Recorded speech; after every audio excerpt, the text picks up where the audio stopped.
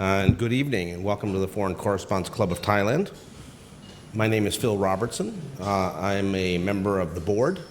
I'm also the director of the Asia Human Rights and Labor Advocates. It's a pleasure to have you all here on a Friday evening to see this amazing exhibition of refugee art, A Stitch in Time, talking about the refugees from the Hmong and the Montagnard communities in Vietnam who have done this amazing artwork talking about their situation, why they fled to Thailand, and what they hope for in the future. So we're going to get into the panel, but before we do that, let me just say a few words about the Foreign Correspondents Club.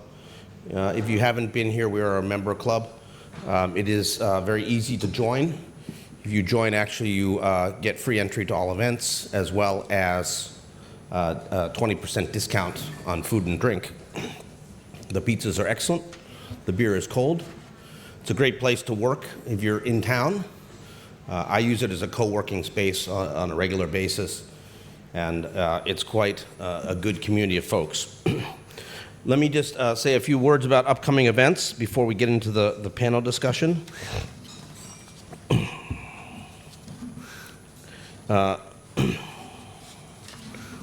This coming week, we have an event on the 25th, which is talking about Thailand's play to become the next electronics powerhouse. It's a press conference. It's being held by a number of business groups, talking about global supply chains, and as they shift and look beyond China, Thailand is positioning itself as the next regional manufacturing hub.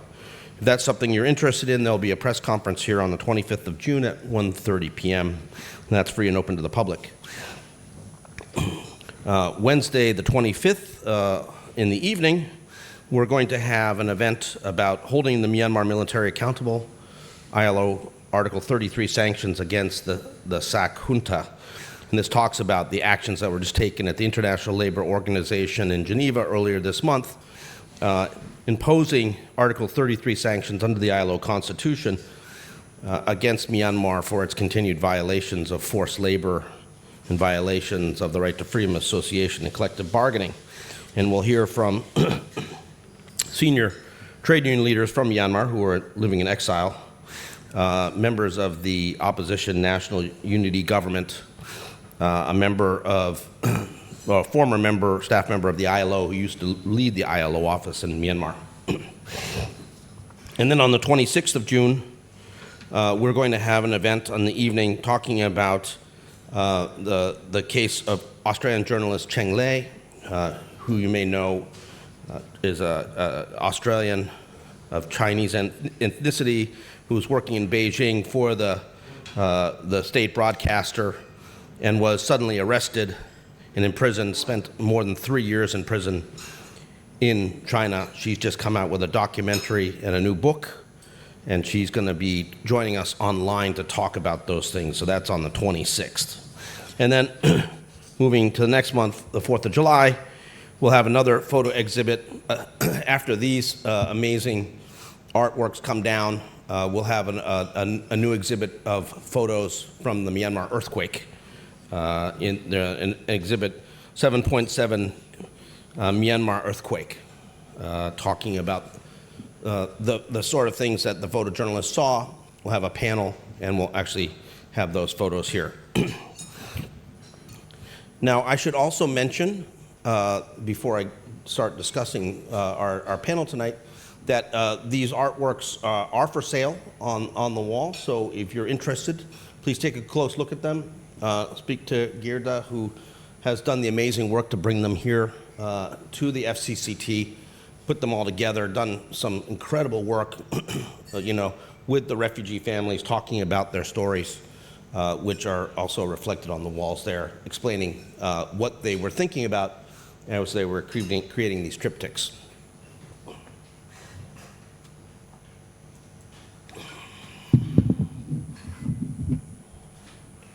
So today is World Refugee Day.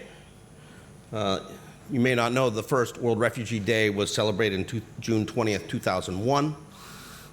It was established, of course, by a resolution of the UN General Assembly It was done actually to commemorate the 50th anniversary of the 1951 convention relating to the status of refugees. And this year, as we mark World Refugee Day, the world's refugees are in a dire situation. The number of displaced persons is at a record high. Nearly 123 million people worldwide have been forced to flee their homes, cross borders, and seek asylum. And there was a panel here yesterday that was organized by the Asia Pacific Refugee Rights Network. That actual panel discussion is on the FCCT YouTube channel, where this will also be after we finish. So you can see that event, but it was an event talking about the massive aid cuts and how it's affecting refugee NGOs across the region. And I think we'll hear more about that from some of the panelists, but it is a devastating situation. These brutal funding cuts are compounded by growing anti-refugee sentiments that have effectively put millions of lives at risk. And so today's World Refugee Day has a theme this year of solidarity with refugees. And what does solidarity mean? Well, solidarity means honoring refugees not just with words, but with actions. And I think by supporting refugees through being here today and also purchasing the artworks, that's actions. It means listening to them. It means making space for their stories, which we've done here today. It means not only defending their right to seek safety and find solutions to their plight, but in some cases also ending conflicts so that they can go home, so they can return home. And it means having opportunities to thrive in communities that have welcomed them. And this is an area where Thailand falls quite short, as I think we'll hear in this discussion. But it means, above all, I think, saying very clearly and courageously that refugees are not alone, and we will not turn our backs on them. So we have to continue to show solidarity with refugees, and by being here today, you're helping do that. So first of all, we're going to hear from Gerda, but I wanted to actually show a 1 minute film that Gerda put together showing a little bit about the atmosphere and how these triptychs were put together. Then I'll ask her to say a few words, and then we'll hear from the other panelists. So can we show that 1 minute film, Tam?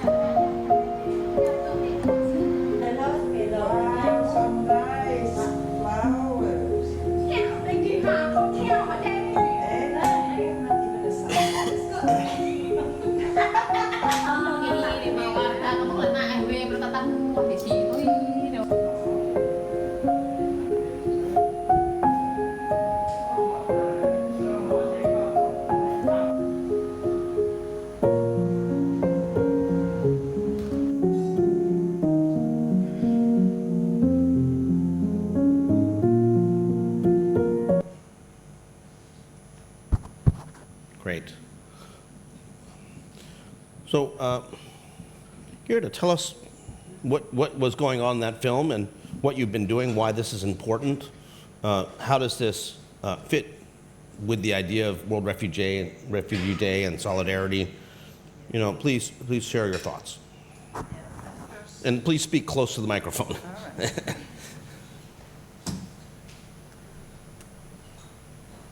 First, I want to thank the Foreign Correspondents Club to give me the opportunity to serve those who had to flee their countries.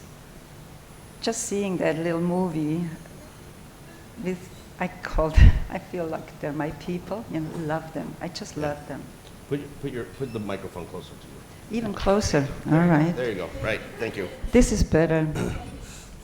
Ladies and gentlemen, dear panelists, it's a privilege for me to introduce to you tonight the exhibit A Stitch at a Time, done by the refugees here in Bangkok. In honor of World Refugee Day. Of course, it's the 20th right today. Sometimes it doesn't fall right on the 20th, but I'm very happy about that.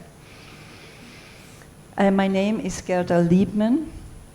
I am an independent artist dedicated to use the transformative power of art to give voice to those who have been silenced, and a healing to those who have been suffering, suppressed, and such. I primarily do work with refugees, but I also have conducted workshops with torture survivors, members of the persecuted church in China, and other marginalized communities. I am not at all political, but I am concerned with preserving the human dignity.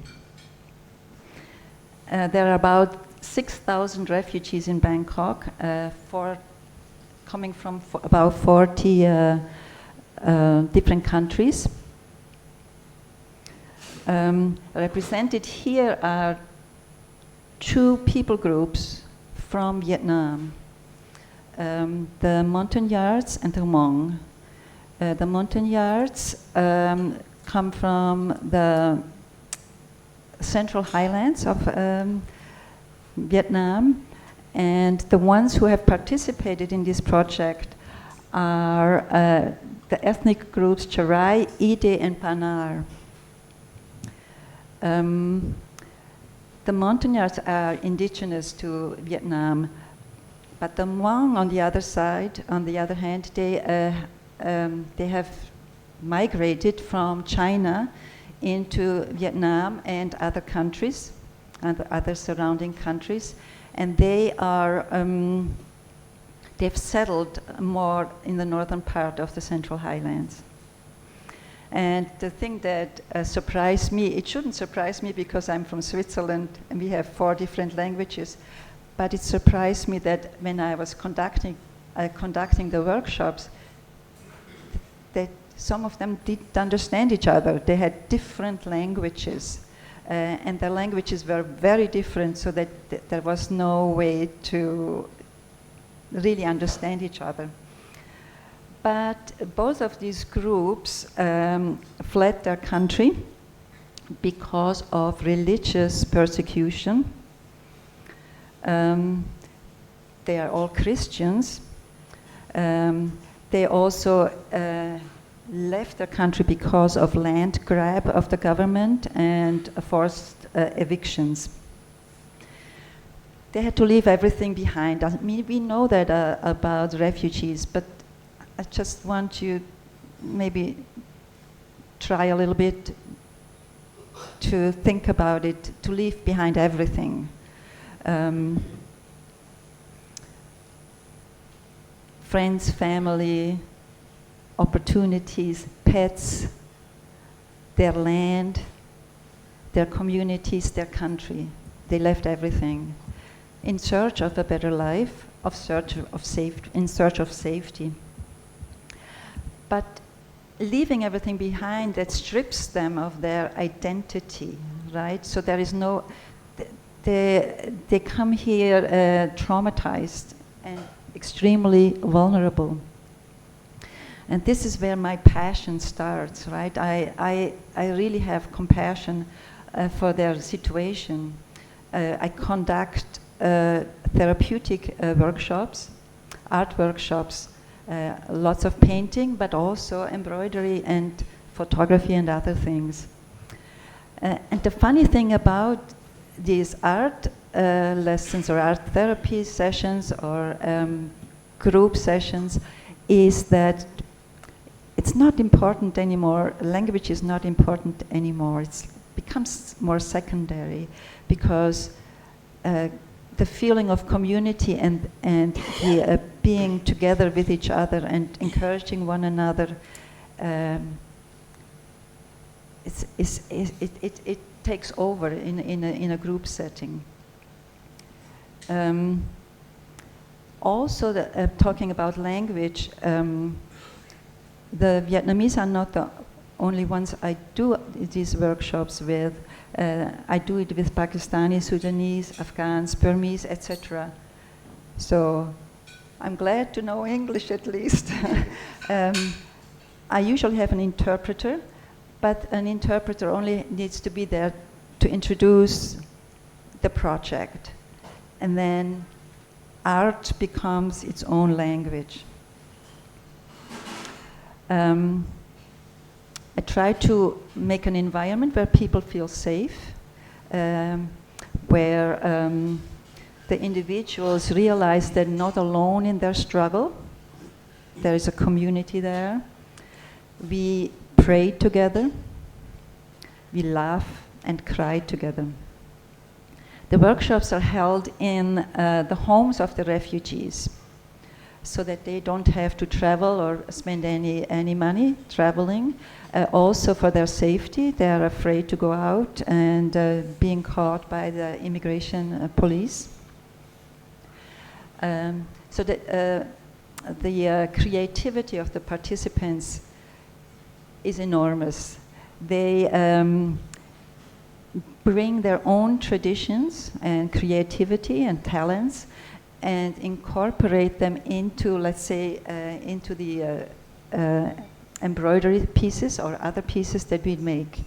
There is a table at the beginning where you can see some of the weavings that they have done. And also these panels are being sold. I really would like them to sell so I can give that money right back to the artist and encourage them. Not only is their art, what they are expressing, seen by other people, but even there is some income. So there are 18 triptychs. A triptych is just a piece of art that has 3 parts. So that's a triptych. What I asked them to do with this project is, in the three panels, one on top, number 1 is, how was your life in Vietnam? Why did you leave? That's not number 1. Number 2 is your life in Thailand. What do you do here? That's number 2. Number 3 is, what is your dream and hope for the future? So you will see those stories told, and next to it is with their own words that we translated, and I of course had help so that we could understand what they are talking about, their own pieces. I am a Christian, and as a Christian I believe that God has endowed each one of us with talents to serve others. The Psalm 147 verse 3 says about Jesus, "He heals the brokenhearted and binds up their wounds." And this verse really encapsulates the essence of my mission. Through art, I aim to provide a space where broken hearts can heal, they can find solace, and a place where wounds can heal. Thank you very much. Thank you. Very heartfelt. And thank you so much for bringing these amazing triptychs to the FCCT. I mean, when Gerda first came and proposed the project, you know, the people at the FCCT were like, triptychs? What are triptychs? Now we know. And they're rather amazing. If you, I mean, these are the sort of art pieces that you have to look at very closely. And I will say, actually, I have a soft spot in my heart for these. When I first came to Thailand back in 1990, I worked in the refugee camps on the Lao border with Hmong refugees from Laos. And they had this kind of artwork, except they were putting them on big blankets, talking about their whole life story. And again, they were also trying to sell these to make a living.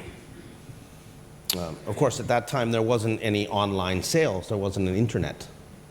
So they were selling through middle persons, and a lot of their art was ending up in the triptychs weekend market. But I actually saw it at the source, and they would be doing them at their homes in a circle with a group of women. It was a social thing for them as well. It was very important. They were working together, they were complimenting each other, they were making suggestions on pieces. Watching it in action was really quite something, and I'm very happy to hear that Gerda has been able to recreate a little bit of that in the refugee homes here in Bangkok and in the outskirts, where, people may not know that we have had some major crackdowns on the Montagnards. There was a major arrest. I think last month where over 80 people were arrested. Their worst fear, being arrested and hauled off to the IDC. And so we're going to now turn a little bit from the world of refugee art to what is happening to urban refugees. And Rachel Jamaluddin's going to kick that off, and then we'll hear from Christian. So. Thanks, Bill. Okay, am I close enough? Please go, yeah. Yes, you do have to speak closely to the mics. So my name's Rachel. I have done an art therapy workshop with Gerda, with a group of Pakistani refugees, and it was a very moving experience for them. I have been involved with refugees at different levels for maybe more than 10 years in Bangkok. And I was speaking to a refugee friend this afternoon, actually, and I told her I was coming here to talk for World Refugee Day. And she said, "Oh, what are you going to talk about?" And I said, "I want to talk about what life is like here in Bangkok for refugees." And she said, "Oh, sister, you cannot do that in one evening. You need at least 3 days. Tell them to come to my house and have a meal and talk to me for 3 days if you want to learn about what life is like as a refugee in Bangkok." But she said, "I trust you, you know our stories, please tell our stories and speak for us." So that's what I hope to do this evening, is just to share some of the stories of some of my refugee friends that I've met along my way. So the first refugee that I met was actually in a hospital. I was visiting a friend who was just had given birth, and a mutual friend came to visit, and he was a refugee from Sri Lanka, and he told me his story. He'd come here with his family, and his daughter was resentful because she had never had the opportunity to go to school. And I was like, of all the things to be upset about your dad with, it was you didn't get to go to school. And he was in tears telling me his story, and he still felt like, even though he'd left his home country, he still felt like he was unsafe in Thailand. He'd gone to UNHCR, they said, "We cannot offer you any protection." And so he was wanting help to flee Thailand, which without any documentations, we take these things for granted. As a refugee, you don't have often a passport. You can't just leave. And of course, you don't have a lot of money. So he needed to leave in... I didn't ask any questions, but I knew it wasn't going to be probably legal. I didn't feel comfortable helping people smuggling at that stage. Everything was new to me, and it was all a little bit overwhelming, to be honest. But he managed to get the money and he left, and we didn't hear from him for months. But he left behind his wife and 3 children, and they were too scared to leave their room. They feared being picked up by the immigration police. They feared people from their own country finding them and taking them. So I felt really moved to help. I didn't know what to do. but I could visit and I could offer relationship, friendship. So I would go and teach English to the kids once a week and take some groceries. And then eventually we heard from this man, and he had turned up in Switzerland, actually, Gerda. And the Swiss, they don't take refugees through the UNHCR process, but they do process them, refugees who've turned up on their borders. And they agreed to take this man. And for Sri Lankans, it's actually very hard for them to resettle. If they've been involved in the war and have any kind of connection with the LTTE, they're classified as terrorists, and they are rejected from countries like America and Australia, Canada, for security reasons. So the fact that he made it to Switzerland was a miracle.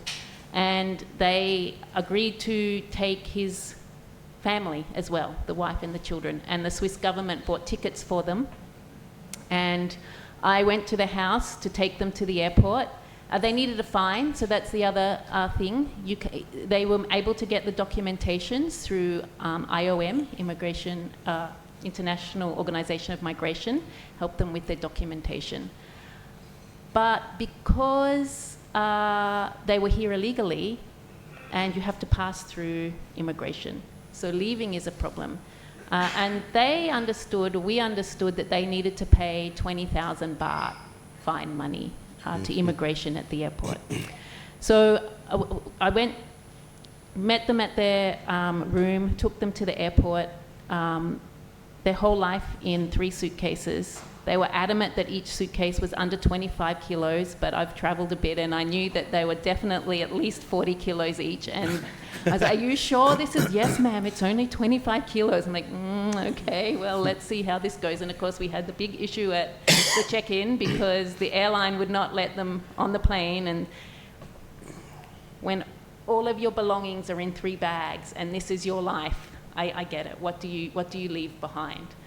But finally, I'm like, you can't give up a ticket to Switzerland for some blankets and some clothes. This is more important. Anyway, they finally got checked in. The man from the Swiss embassy came. There was some representatives from the UNHCR. I said goodbye to them because I wasn't allowed to go through immigration with them, but the reps were allowed to go. And then the next thing I heard was they weren't allowed on the plane. They had the 20,000 baht bail money, fine money for the wife and the older son, who was about 17 at the time. But when they got to the immigration said, no, that 20,000 baht fine is for overstaying your visa. You haven't overstayed your visa, you've entered the country illegally. You need to go to the IDC. And so even though they had their tickets, they had money, they ended up in the immigration detention center. And that's how I learned about the immigration detention center. And I tried to go and visit them, and the officer said, who are you to them? How do you know them? And I said, well, I'm friends from church. Can I visit them? Well, if you know her, what is her birthday? And I was like, well, I don't know my birthday. I know I'm friends with Gerda. I don't know her birthday. So they wouldn't let me visit. So if you want to visit someone in IDC, they are given an IDC number. You have to find out their IDC number. I managed to find their IDC number and of the son, and I was able to visit. Fortunately for that family, immigration only required them to be in there for about 2 weeks, and then the Swiss government was able to buy them new tickets, and they went to Switzerland. But it was through there that I met so many other refugees in the immigration detention center, and I started visiting every week. The friend who told me 3 days to hear her story, she also left Sri Lanka. She came with an agent. So some refugees come here on tourist visas, and they come here with the hope of going to the UNHCR and getting the golden ticket, if you like, the UNHCR card and resettlement. And during that process, because it takes so long, it takes years and years and years, they overstay their visa. But many refugees come here illegally. most likely like the Vietnamese. They come with an agent. A lot of the Somalians, the Afghans, the Sri Lankans come with an agent. The agent, well, in my friend's case, took them, they went to Malaysia, they were driven across the border, and then at the border, the agent took their documents. Oh, no, sorry, I backtracked. The agent said, here is a rest stop, why don't you go to the bathroom and get something to eat? So they went to the bathroom, got something to eat. They came out and the agent was gone. He had taken their phone, he had taken their money, he had taken their documents. And they didn't know what to do. They didn't speak the language. They asked the locals. The locals didn't know what to do. They called the police and they went straight to prison, and then they were transferred to IDC in Suamplu, where they were for almost 7 years. And the conditions in the IDC, has anyone been to the IDC here? You hear the stories. I think they're worse than what we can imagine. They get very little to eat. They are cramped into a tiny, small room, more than 100 people. There's not enough room for everybody to lie down in the same space. Men and women are obviously separated. When I first started going to visit IDC, there were also children in there. Boys who were over maybe 12 years old had to stay in the room with the men, even though they were still only boys. And occasionally there might be a family day where they could see their relatives in the other rooms, but usually we would go and visit, and I would visit my friend and someone else would visit her husband, and it was an opportunity for them to come down out of their room and see each other. Obviously there was a lot of illness in there. People die in there. My friend nursed people to death in the IDC. It is only when they're on death's door that they are taken to the hospital to be treated, and even then they are locked up with chains to the hospital beds.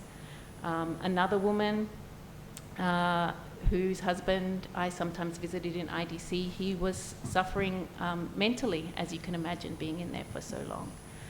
He finally got out on bail. Bail has been open and closed over the years for different reasons. Often, well, usually you can get out if you had a medical reason or if you have extra money. And this man was let out on bail, but he was very violent towards his wife and his family, and the wife.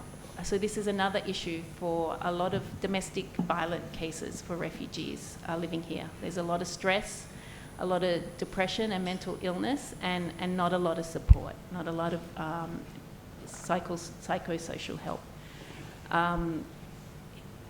She went to the UNHCR and explained the problem, and they said, well, we can put him back into the IDC if you like. And she was like, no, that's not what he needs. He needs help. He doesn't need to go back in there.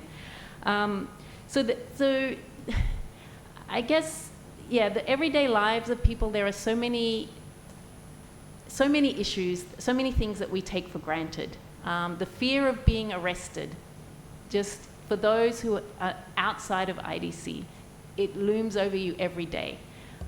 One of the things I help out with is helping refugee youth to finish a high school certificate, the GED. Some of them don't want to travel because it costs money. So even a 20 baht bus fare will take money. There's a group of Afghans. We started some English classes for them.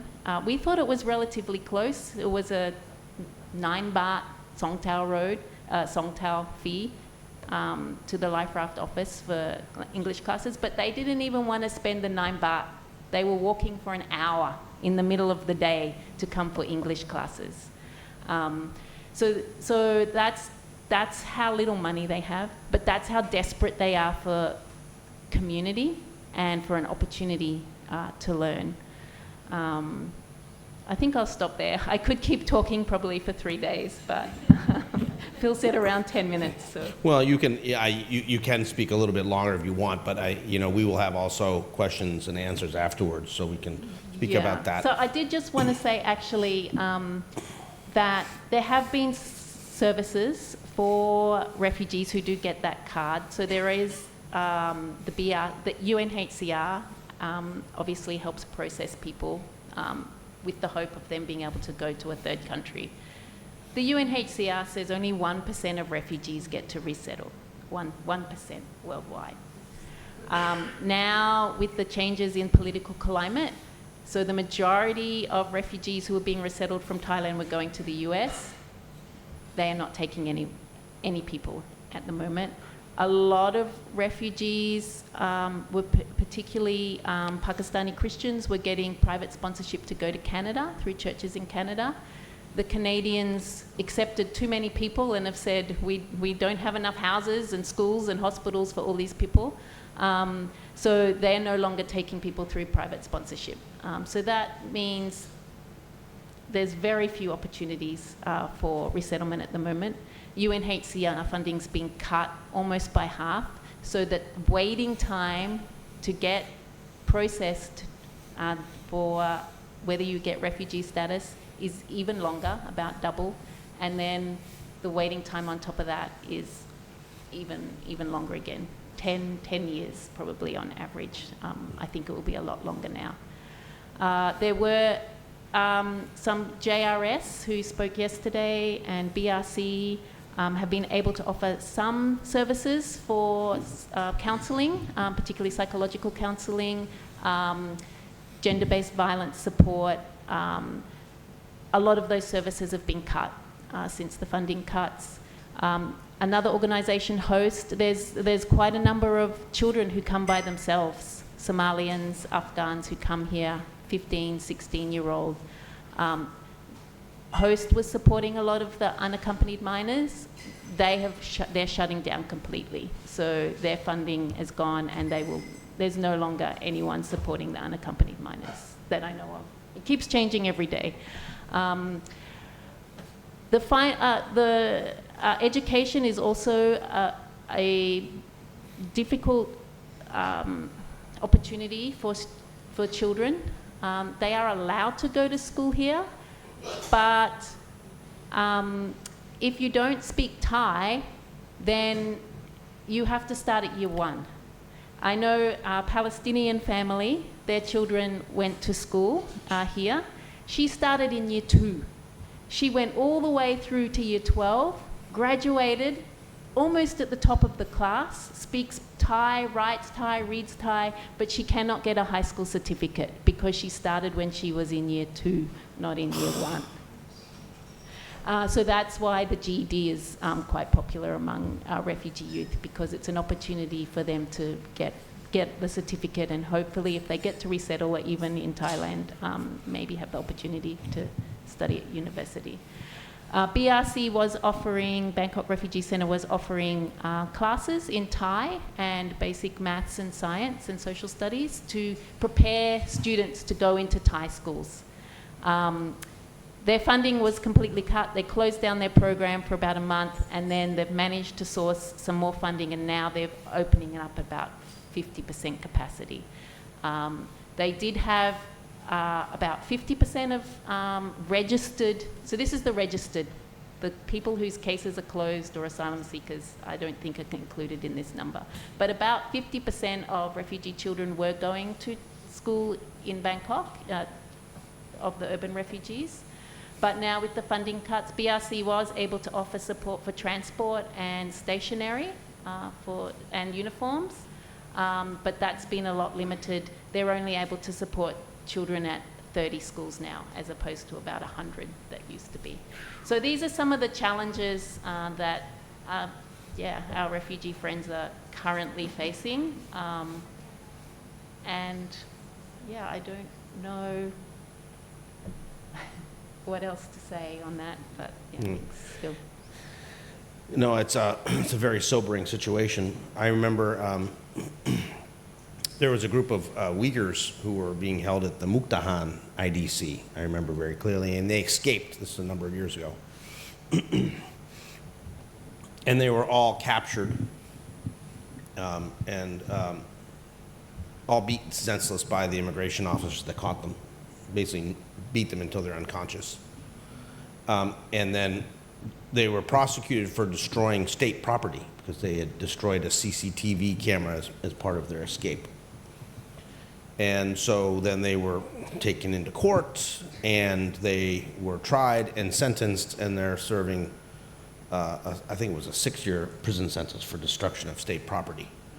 And one of the NGOs that was working with them, the People's Empowerment Foundation, reached out and was working and talking with them. And they said, well, what's the situation in prison? I mean, we're so sorry you're there, but how is it? And they said, well, you know, thank you very much for the help with the halal food and all these other things. And we're fine. It's better than the conditions in the IDC. So, I mean, Thai prisons have better conditions than the Immigration Detention Center, which is a telling indication of just how bad the conditions are in the IDCs. My previous employer, Human Rights Watch, did some reports about that. I think Human Rights Watch is going to launch another report middle of July here at the FCCT on the 15th of July about refugees in Thailand again, talking about the situation. We actually have a short film that Gerda put together a number of years ago about one particular group, the Pakistani Christians, who I think as many as 8,000 were here at one point. There was a period of time when you could get a tourist visa to come to Thailand fairly easily from Pakistan, as I recall. And as people are facing religious persecution, particularly under the problematic blasphemy laws in Pakistan, many people fled and came here, and there ended up with a very large number of Pakistani Christians, and Gerda interviewed some of them. So let's see this film, Tam, if you don't mind. It's the slightly longer film. It's about a 5-minute film.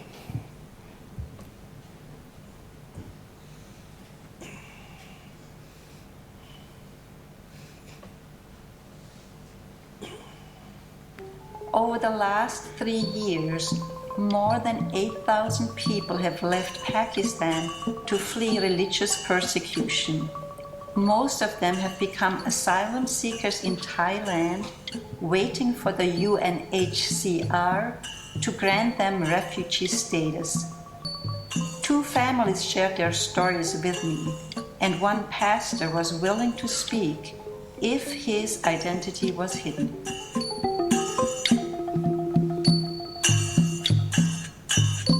Being a Christian, and whether it is in Lahore or in other provinces, they were being religiously persecuted. We cannot go back Pakistan because there is some our enemies there. So if we go back Pakistan and they killed us. You have people that come for asylum, in which they're looking to become a refugee.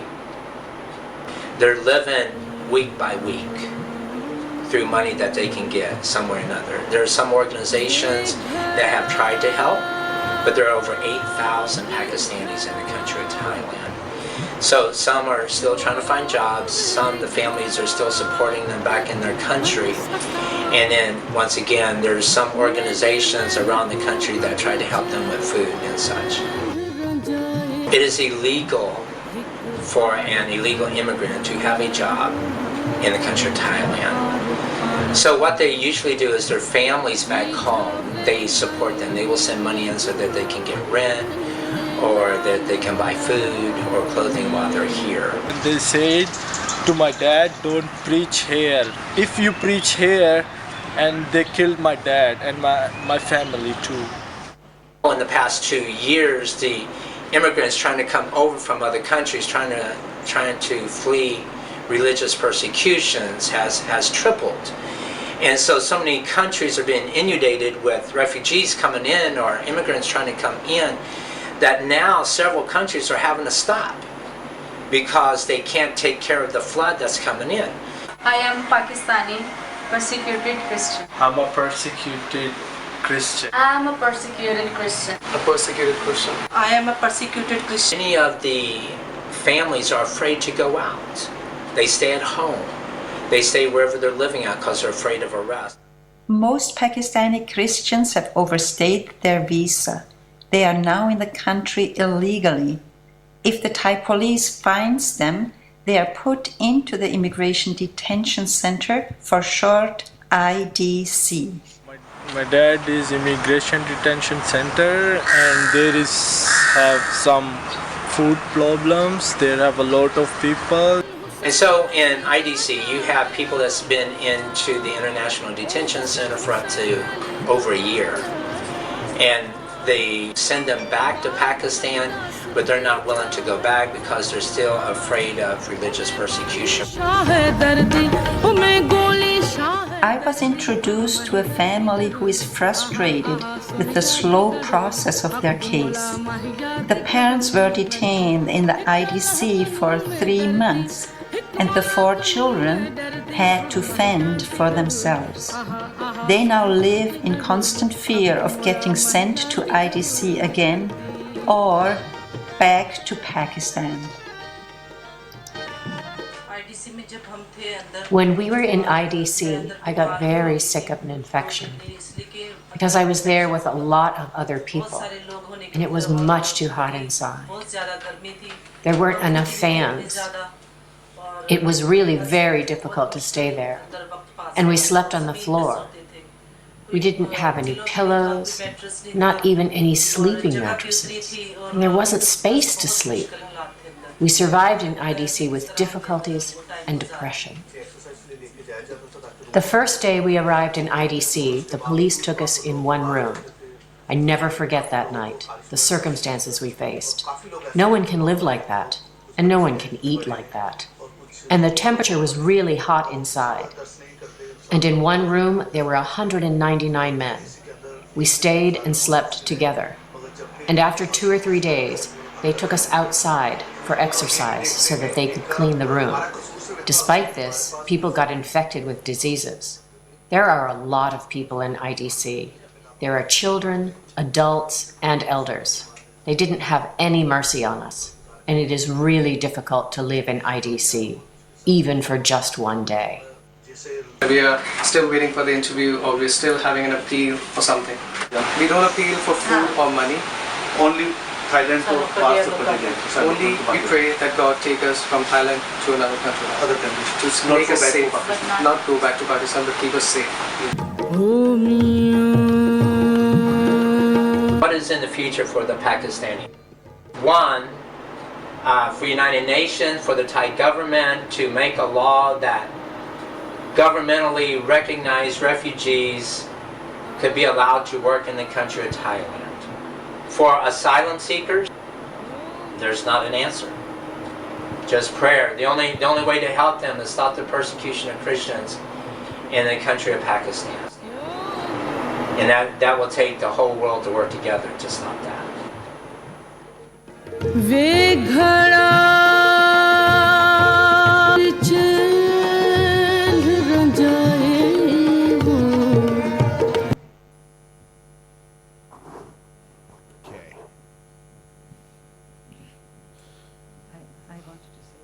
What? You want to say a few words? Yes. Gerda is going to say a few words about her film. Yeah, I just... But saying but mala. Okay, go ahead. Okay. I just wanted to let you know that of the 2 families that have been interviewed, one family is back in Pakistan, but the other family is in Canada. They are very happy, and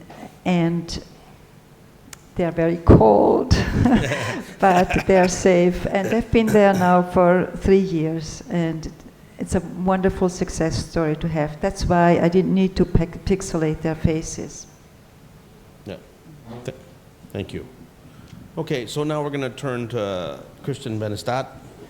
Christian's the legal director at the Center for Asylum Protection, which is one of the NGOs that actually helps refugees make their asylum claims to UNHCR. And I think he has a lot to say about what's happening now with the asylum process in Thailand. Thank you, and thank you, Phil, for the invitation. The Center for Asylum Protection is a legal aid office for asylum seekers and refugees here in Bangkok. And we are 3 foreign lawyers who help people with their refugee cases with UNHCR. And then there are 2 Thai lawyers who work for us who help our clients with other sorts of issues they have with the Thai justice system, police, and so on. So that's what we do. I still think my most important job, though, is to make sure that people don't come here in the first place, or if they have come, that they leave as soon as possible if they have somewhere else they can go. That being said, we're not very successful with that, but our job is then mainly to help people who have been rejected to go through their appeal cases to see whether their rejection was correct or not, basically to make sure that people have a fair chance here in the system. So let's first talk a little bit about the situation for refugees here. We've been talking about what UNHCR calls urban refugees today. That doesn't mean that they just live in cities. A lot of them live in the countryside around Bangkok in particular. But it is to distinguish them from the refugees that live in the camps along the border, the Burmese. In addition to the around 5,000 refugees that are here in Bangkok at any given time, there are now 110,000 or so in the camps as well. That becomes more important later, but whenever you see refugees being discussed in Thai media, it's typically either only about the Burmese or about everyone else. So why do we have all the problems that we've heard about today? So the first answer here is because refugee status doesn't exist here. There are no one here who are refugees under Thai law because the distinction doesn't exist. That means that they are all foreigners from somewhere, and they are being treated the same way that everybody else is being treated. The difference between them and you is that you have the opportunity to leave if you have to, and they don't. Now, the other issue here is, why do they come here if it is so terrible? And for many of them, it's simply because Thailand is the only free or free-ish country in the region here. So if you are from Vietnam or Cambodia, this is typically where you would come. The same thing is true for the Burmese, but as I said, they are part of a different system. And we're not going to go into the details there tonight. But for everybody else who come, from Pakistan, Iran, Somalia, why would they choose to come here? And that's because Thailand is a relatively easy country for people to come to. Pakistanis can't travel anywhere in the world, basically. But to come to Thailand, what you need to show is that you have a flight ticket and that you have a hotel reservation and that you have a flight ticket out of the country and enough money to stay for that period. If you have that, you'll get a visa and people fly here and they come here. So that's typically why everybody else is here. And many choose to come simply because there are big migrant worker populations here. So even if they know that they will be staying here illegally, they believe that they will be able to get a job somewhere and sustain themselves that way, which is true for many. But there is an important distinction between the refugees who are doing that and everybody else who's here illegally. And that's that second group, they are liable to be arrested and processed in the same way as those who are here as refugees. But they know the risk as well, and they are able to get out and get home fairly quickly. So for them, that arrest is more an interruption in their ability to make money rather than the start of a process that could take years to get out of an IDC and get to another country. So, yeah, there are a lot of other issues here as well, apart from almost everybody being illegal.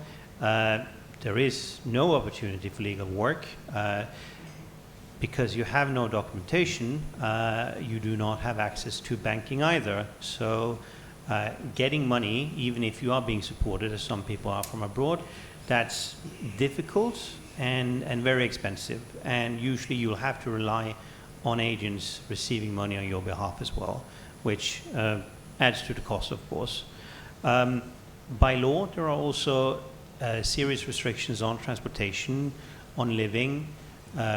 All these kind of things should, in theory, make it impossible for people to live here illegally, but they manage to get around that in various ways as well, which is why people keep coming here and why they keep living here. And also, when we talk about resettlement, that's also one of the reasons why few people are being resettled. Rachel mentioned that 1% of refugees are being resettled. That's true globally. Here in Thailand, the situation has actually been pretty good. The numbers have been around 10% every year has been resettled. So that means that of those 4,000 or 5,000 recognized refugees who've been living here, 300, 400, 500, 600 have left Thailand every year. That's not happening any longer now that the US has shut down its program. Australia and New Zealand are still going to take in people, but the numbers are going to be a lot lower here. So those are the main issues that pertain to everybody. And in the last few years, the situation here have also become more difficult and more dangerous for those who keep active, particularly as politicians or as preachers, and who've been in the public eye before they came here. The issue of what we call transnational repression, where a foreign government comes here to target some of their nationals who are here as refugees, that is an increasing problem, and this is in particular a problem when it comes to the abduction of particularly Cambodians and Vietnamese and Laotians in Thailand. So, and they're also under surveillance. There is pressure for people to defect, to leave whatever group they belong to join the major religions or to join the major political parties in their homeland as well, in order to scare people into not coming here or to go home again. So we talked a little bit about the aid cuts. So the situation wasn't great before January this year, but in January this year we got to see just how much the US government did fund here. Here in Bangkok, we have already seen the shutdown of the services for children who are here. Healthcare services have been scaled back because of this. Financial assistance, mental health, and other sorts of assistance have been almost non-existent since January. And this is now also affecting UNHCR as well, which from next month will have seen its global budget being cut by 40%, which means that there have been cuts at 40% across the board, both in money and in manpower, which means that whatever they were doing before, they hope they can do it at 60% capacity. They're likely to do it at significantly lower capacity than that because there are just so much fewer people to work there now. In particular, this is going to affect those specialized services that Rachel talked about as well. For example, services covering domestic violence and children. That won't be available on a specialized basis any longer. There will still be a few staff members working on it, but that will just be some of the many tasks now. So that's what's happening with UNHCR here in Bangkok, and you'll see the same thing happening at the border in these camps that remain along the border, where all sorts of welfare functions have been paid for by something called the Border Consortium, which is, I believe, the government together with UNHCR and NGOs operating the camps, including things like education and healthcare, which is also, many of those elements will be gone as well, unless they manage to plug the holes in some way. So, yeah, that's the situation for refugees here, in particular in Bangkok now. Maybe we should talk a little bit about something called the national screening mechanism, because the Thai government have talked for a very long time about how slow and unreliable the UNHCR procedure has been, and their response has been to enact something called the national screening mechanism, where the police is supposed to screen the claims of people who claim they can't go home to their own country. So you'll hear that the terms I use are different from what I normally do when I talk about UNHCR and the refugee process, and that is because while some people present this as Thailand's solution to the refugee process, it really isn't.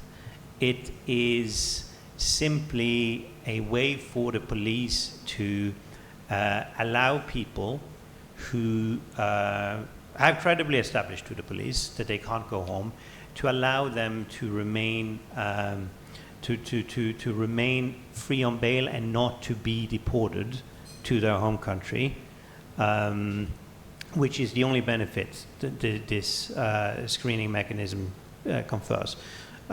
Somewhat incredulously, you have to be here illegally in order to be protected against deportation. That means that if you are here, for example, on a work visa, let's say you are a Cambodian political activist and you have a work visa and you're working here and living here legally, you cannot enter this system and be protected against deportation because you are here legally already, and then you enter into another system if you get arrested and the Cambodian government were to request your extradition, for example. So yeah, that's the basic situation of what it looks like, and I think I'll leave it at that. Thank you very much. Yeah, I mean, the national screening mechanism, which is something we've had events here about that previously. It's very slow. Very slow. 217 people Now, have 2 been years. accepted in, and we have had less than 10 determinations already in a year and a half. Right. So yeah, and part of the problem of also is that there's various different criteria which the government of Thailand can revoke the grant of protection if they determine that someone is a national security risk. None of that's determined or defined, and there's a number of loopholes that have been created. I mean, I originally the idea was that the national screening mechanism was going to be the way that a lot of, for instance, people who are from countries that have a difficult time resettling to third countries would be able to avail themselves of this and be able to stay legally in Thailand, but it seems so far that has not borne out the way its advocates hoped. Yes. As I mentioned in the beginning, everybody is here as a foreigner, and no one is being treated differently. So that means that even if you are in this NSM system, you're still being treated the same way as everybody else is. And while you're eligible to be free and not be deported back to your home country, then you still have to pay the security, a bond of 20,000 baht per person in order to actually be on bail. And you're not allowed to work anyway, and it's illegal for you to work, and you still risk having your bail revoked if you are caught working. So it's not a very helpful situation in that sense. You're still utterly dependent on someone else assisting you. Yeah, I mean, part of the problem is that a lot of these systems that have been developed by the Thai government don't really sort of listen to refugee voice about the real challenges that people are facing. So what you have instead is a bureaucratic imposition of like what they think should be done, without understanding that without the right to work, the refugees have a very hard time sustaining themselves. So I'm going to open the floor to questions. There is a microphone in the back right there. If you do want to ask a question, just identify who you are, and if you have an affiliation and want to mention that, you can do that too. You can also indicate who you want to direct the question to. While we're waiting for someone to rush the mic, I wanted to ask a little bit more about the situation facing particularly the Montagnards and the Vietnamese Hmong. I know that the Montagnards have had a very difficult time getting resettlement offers. There's been raids against them in Pathum Thani and other places. The Vietnamese Hmong were always suspected of being Lao Hmong, and the Lao Hmong are not supposed to be allowed to resettle to third countries from Thailand. They're one of the prohibited categories following events back in 2010, 2011. So what is going on with those communities now? What are they facing? What are you seeing?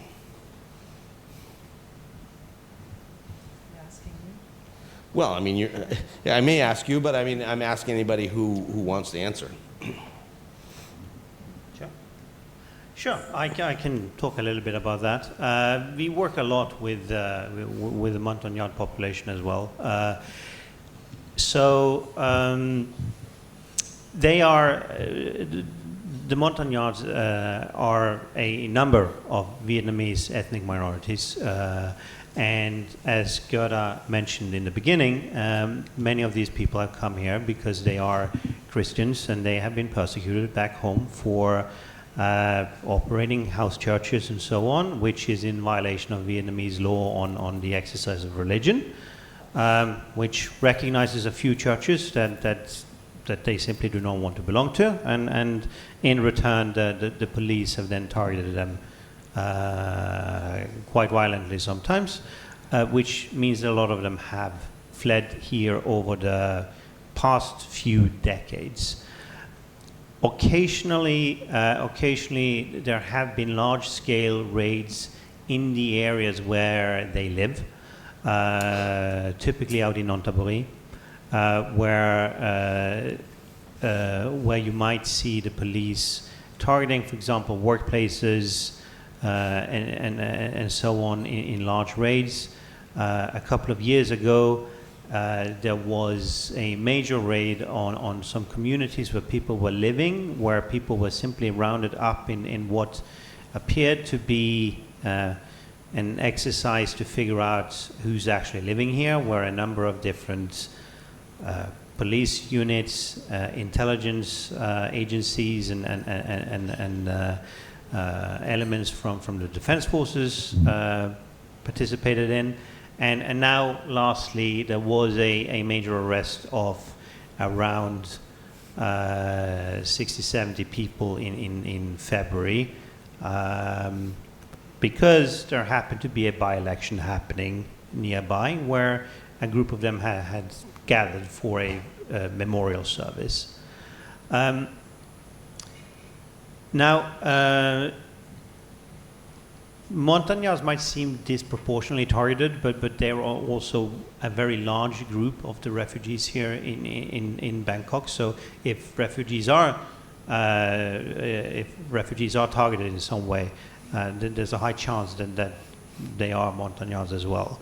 But more recently, there's also an increased interest in them because there is a recurrent interest in certain groups from time to time, where the government wants to crack down on people working illegally, And now, lastly, the new thing now is also that they are quite interested in people smuggling networks as well, which means that everybody who is here illegally might end up in these operations as well.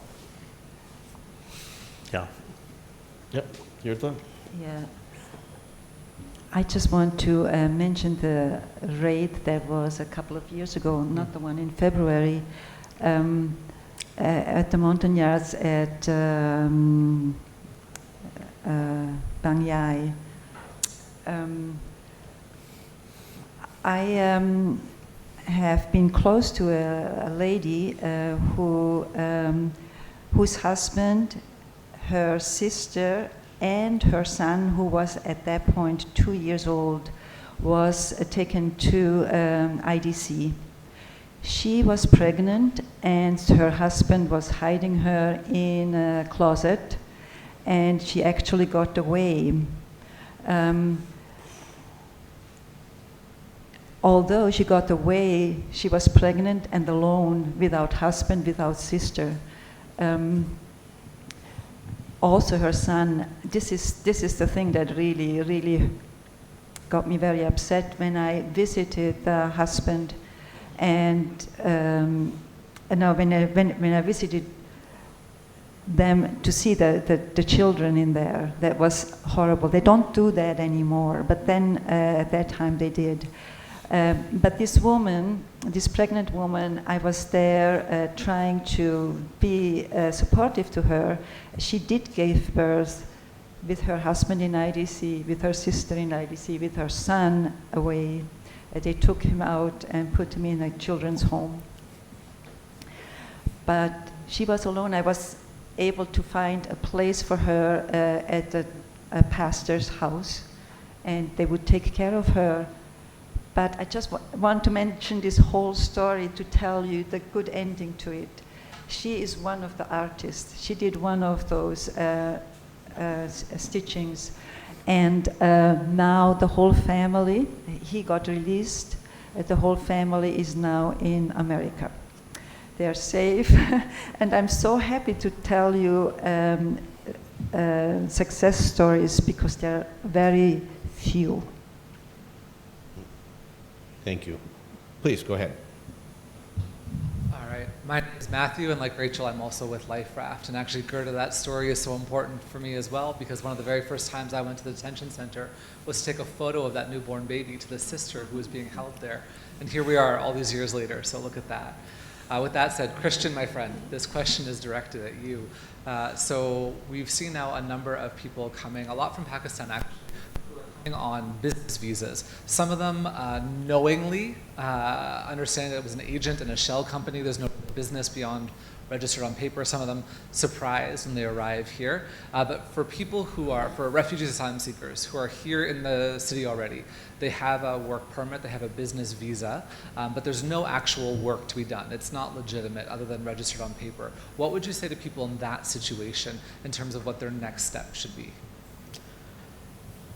Well, as I said in the beginning, I don't think you should come here in the first place, no matter how you arrange yourself. I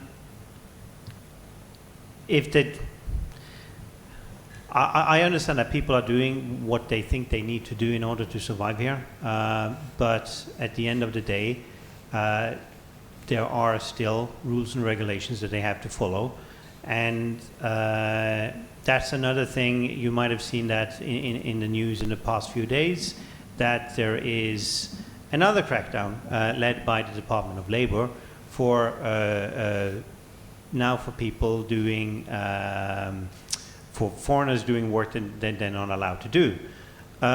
So this is just one example of what they're doing, again on a recurrent basis. A couple of years ago, they were out checking foundations, such as the one I work with here in Bangkok, because there had been problems with the Chinese doing sort of the same thing here.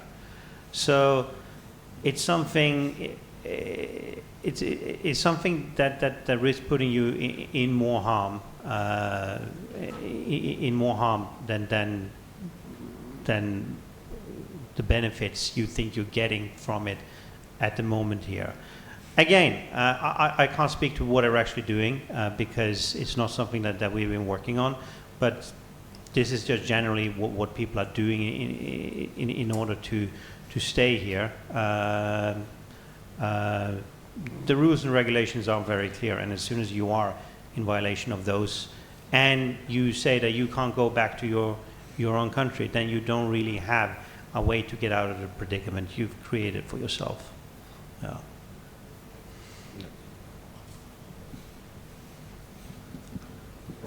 Right. The microphone's open. Other questions? No?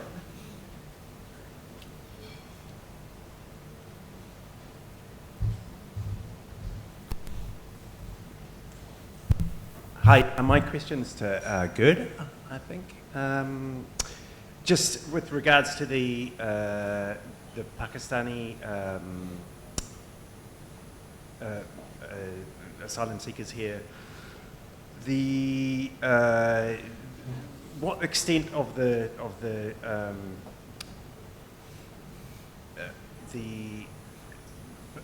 how were they being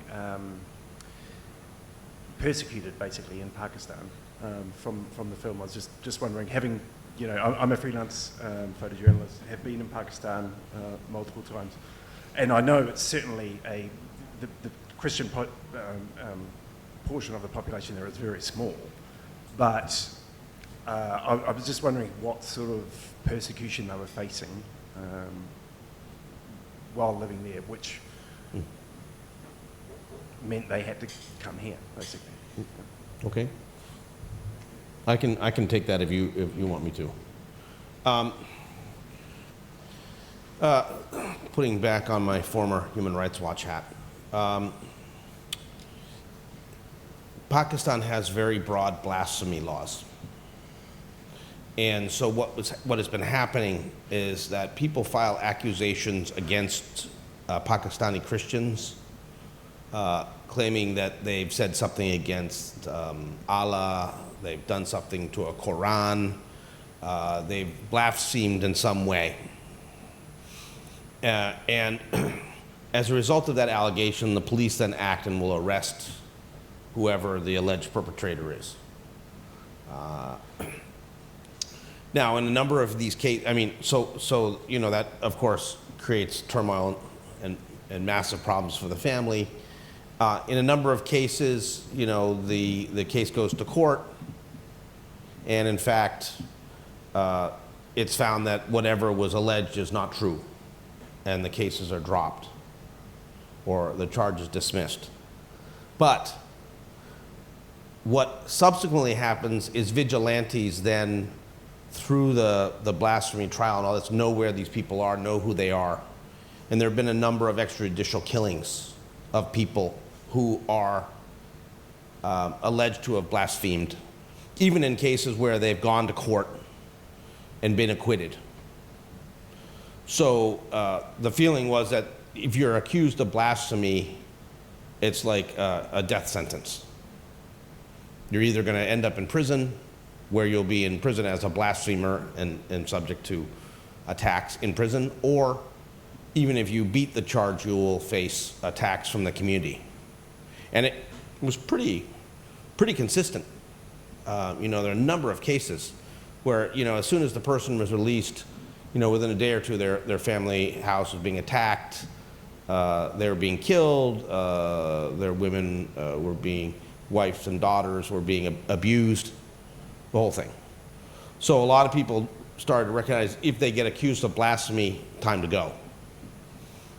And that's what happened. And there hasn't been any effective process within Pakistan to end the abusive use of the blasphemy law, which is an extremely broad statute. So that's the problem. Anybody want to add anything to that?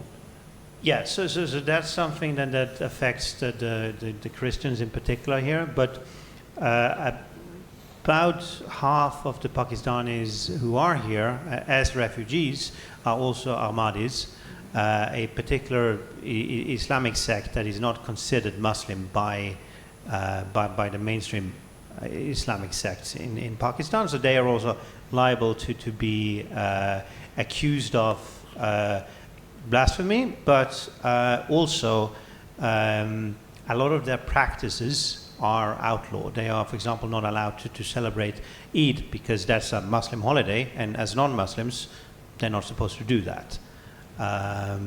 So that is an issue as well, and Ahmadis will inevitably out themselves when they are together with other Muslims because they do not participate in the ordinary mosque that everybody else in their area do.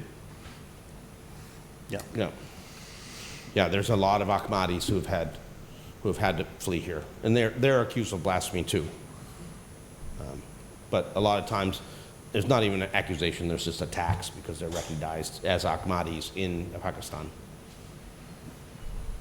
So we've had mass arrests of Ahmadis actually, but a fair number were able to go and get out because many of the overseas Ahmadis are quite well off, and so there was at one point an effort to bail a lot of them out and get them to a third country, and that was actually done. That was 10 years ago.